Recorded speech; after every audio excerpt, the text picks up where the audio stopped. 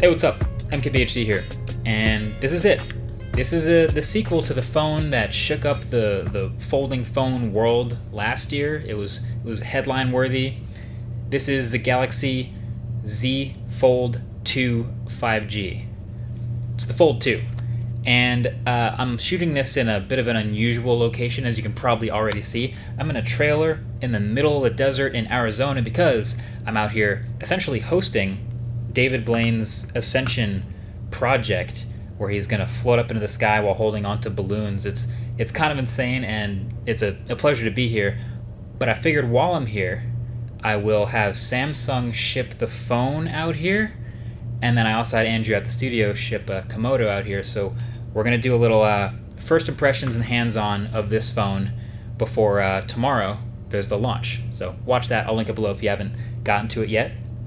But this is the phone. Now, a lot happened last year with the Galaxy Fold, right? But the benefit of being Samsung and just experimenting out in the open like that is you can make mistakes and learn a lot from them. You learn a lot more from mistakes usually than success. And so one thing I've noticed about the Galaxy Fold 2, Z Fold 2, is a lot of these changes are learned directly from the Fold 1. So the box, of course, here is a little bit cooler, if I do say so myself, but as you get into it, you'll notice it doesn't come with quite the same array of accessories. Like the top thing here is paperwork, and that's kind of it. So you get the phone, of course, and then there's just a fast charger included, which of course you would expect for the $2,000 that this phone will cost again this year. But this time there's no case, there is no headphones, and there's nothing else that really feels special about the stuff that comes with it, which to me honestly is a little bit of a bummer. Like, I thought there was no question this phone would come with all that extra stuff.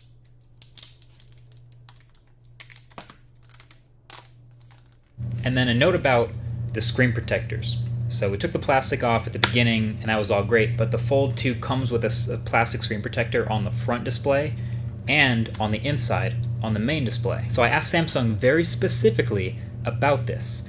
The screen protector on the front display is cool to remove yourself, and they said that was fine. I did that, easy, just like any other screen protector. But they recommend someone officially from Samsung removes this pre-installed main screen protector, and I don't know how I feel about that. It doesn't look that great. It does have like a little bit of a haze. I feel like I'm gonna want to remove it pretty soon. I'm probably gonna remove it, but I'll let you guys know on Twitter when I do attempt that. But my impression here of the phone overall really is there are three main areas where there are major improvements, and that would be the screens, the hinge, and the cameras. And there's other stuff, there's little design tweaks and there's improved specs and all that, but all of the rest is really minor, or it revolves around those main three things. I'll leave YouTube chapter timestamps below if you want to skip to your favorite part. So of course, like I said, the specs are updated too, but we've seen those already. Snapdragon 865 Plus, 12 gigs of RAM, 4500 milliamp hour dual battery, and the design I think feels more refined. You can see it's boxier, it's a little weightier, and I'm such a big fan of the satin finish. It's not even funny. It's still Mystic Bronze. You can also get Mystic Black, but it's really in the big areas where you see not just hardware improvement, but real potentially big usability improvement too. So let's start with the screens.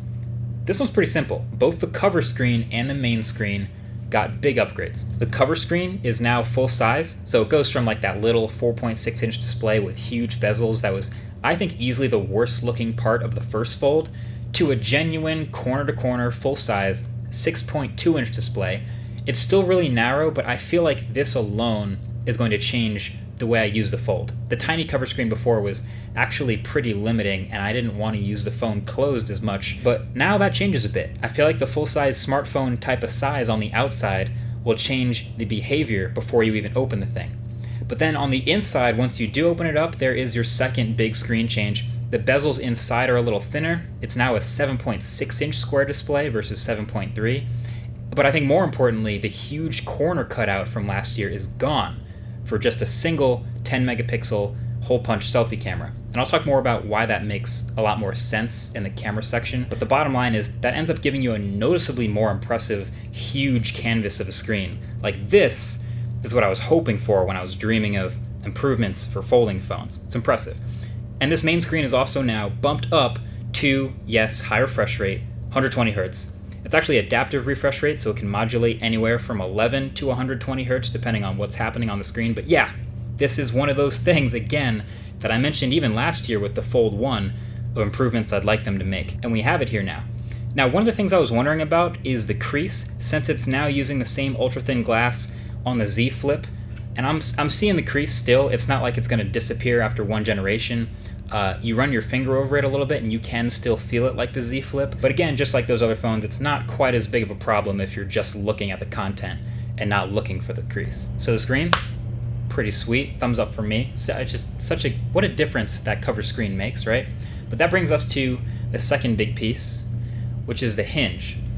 And I'm just going to keep saying it. The hinge, to me, feels like the most important part of a folding device. I just got done in my last video raving about how the Surface Duo's hinge is one of the most impressive things in any piece of tech in a long time. And now, this hinge, I was kind of trashing it before with the first Fold, but now this hinge does a lot of the same stuff. So this is now the second version of their zero gap hinge. It looks pretty similar to the first one. Conceptually, it's still the same with their hinge and the back plate.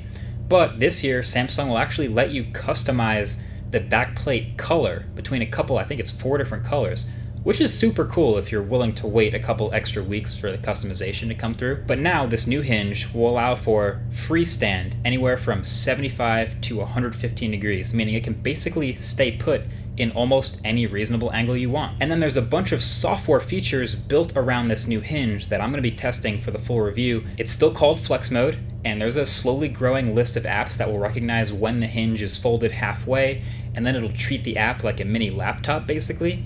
If you're watching a YouTube video, for example, and half close it, it'll put the video in the upper half. Or if you're in Calendar or Gallery, they also have special layouts in Flex Mode. And even the camera has a special mode for when it's half folded. So clearly they see people using it half folded a lot more because of the hinge's ability to do it. Makes sense. And speaking of cameras, that's the last big piece here for the Fold 2. Now the first Fold already had pretty good cameras. It was flagship quality at the time. And you again get flagship quality cameras here, triple 12 megapixel system on the back, regular 3x telephoto and ultra wide. But that's not the big improvement here. The update is the layout of the cameras, which was kind of clunky if you remember that big ugly cutout in the first Galaxy Fold. So if you're ever to make an argument about if this is the right way to do a folding form factor, I think the camera layout being much smarter here is a good argument for it. So it's the triple cameras on the back, like I mentioned, in that Mesa, that squared off camera bump like the Note, main camera, telephoto, and ultra wide. Then on the inside, like I said earlier, just a single 10 megapixel selfie camera. And on the front cover display, again, a 10 megapixel selfie hole punch camera. So you can take photos and videos like normal with that huge viewfinder. That part's still great. But now, instead of having that huge cutout for better selfie cameras, if you really want to take a good selfie, you can just do rear camera selfies and it'll turn on that bigger cover display and let you use it as a viewfinder. That's really smart. I believe this will also be coming to the first Galaxy Fold, but now that's just so much better of a way to take selfies with a high quality camera. And there's also now dual preview mode, which turns on the back camera so you can show the subject of the photo and the framing. There's just a bunch of other software stuff being built into One UI that will also come to the old Fold, but it works that much better because of the bigger cover display and the improved hardware here. But overall, my impressions are pretty positive for Fold 2. And a lot of the things they've done, even the smaller things, feel much more considered for a daily driver. Now, it's still a folding phone, it's still second gen, it's still not IP certified, no dust resistance. There's still durability questions with this hinge and the inside screen, but a lot of the stuff they've changed. The fingerprint reader being on the power button now, the better cameras, the new software modes, the hinge that just feels a lot more sturdy and a lot more fluid. I like it. So I'm going to pop my SIM card in it and I'm going to start using it as my daily driver multitasking beast.